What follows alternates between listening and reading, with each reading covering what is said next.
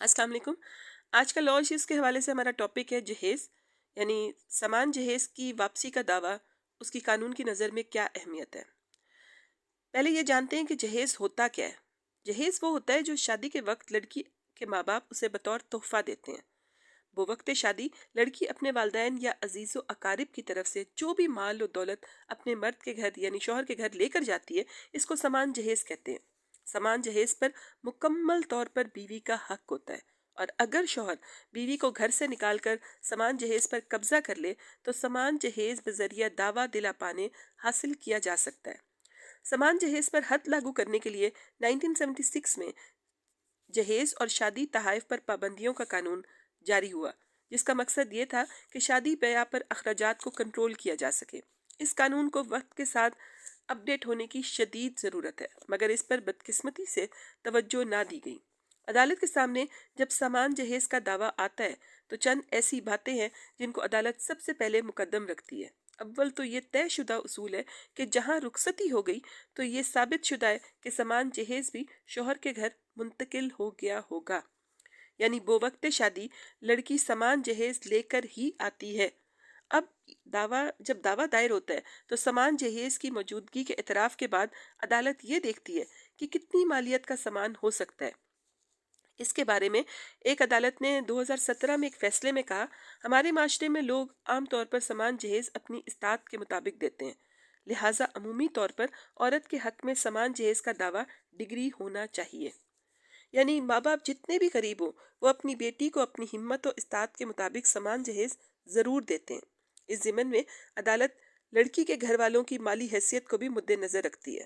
اس کے بعد سامان جہیز کو کتنی مدت گزری وہ عرصہ بھی عدالت دیکھتی ہے، یعنی اگر شادی کو 10 سال گزر چکے ہیں تو ایسے سامان کی مالیت کا اندازہ لگانے کے لیے عدالت 10 سال کی مدت کو مد نظر رکھتے ہوئے قیمت کا تخمینہ لگا کر عورت کو رقم کی ادائیگی کا حکم جاری کرے گی۔ سامان جہیز کے دعوے میں لسٹ سامان جہیز کو بہت اہمیت حاصل ہے۔ اس کو سامنے رکھ کر عدالت بہت بہتر طریقے سے فیصلہ کر سکتی ہے۔ اگر لسٹ نہ لگائی جائے تو دعویٰ خارج ہو سکتا ہے۔ یہ ایک مضبوط دستاویزی شہادت ہوتی ہے۔ اگر بوقت شادی لسٹ سامان جہیز پر کوئی وصول کرنے والے 2 گواہان کے دستخط لے لیے جائیں تو یہ دعوے میں بہت اہمیت کی حامل ہو جاتی ہے، مگر ہمارے معاشرے میں لوگ اس کو بدشگونی سمجھتے ہیں کہ شادی کے وقت بری بات کیوں سوچی جائے۔ اسی چکر میں خریدے ہوئے سامان کی رسیدات بھی سنبھال کر نہیں رکھی جاتی اور بعد ازاں یہی ان کے لیے تکلیف کا باعث بن جاتا ہے۔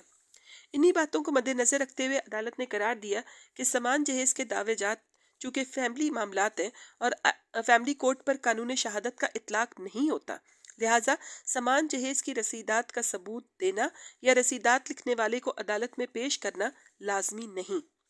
سامان جہیز کے دعویٰ جات میں اکثر شوہر حضرات یہ کہہ دیتے ہیں کہ بیوی اپنا سامان جہیز لے گئی ہے۔ اگر بیوی یہ کہہ رہی ہو کہ سامان جہیز شوہر کے گھر میں موجود ہے تو پھر یہ ثابت کرنا شوہر کا کام ہے کہ کب سامان جہیز اٹھایا گیا اور کیسے لے کے گئے۔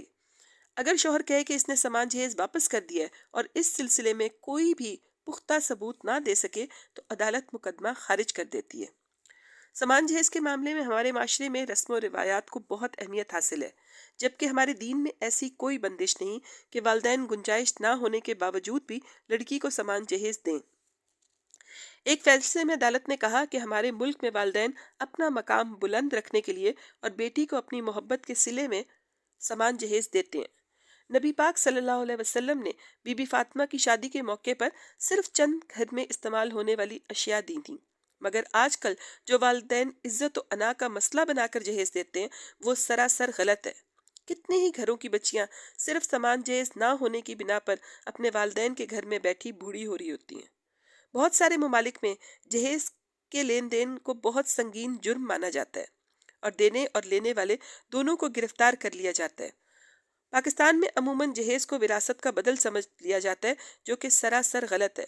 جہیز کسی طور پہ وراثت کا بدل نہیں، اور لڑکی کو اس کے حق سے صرف اس لیے محروم نہیں کیا جا سکتا کہ اس کو شادی کے موقع پر سامان جہیز دے دیا گیا تھا۔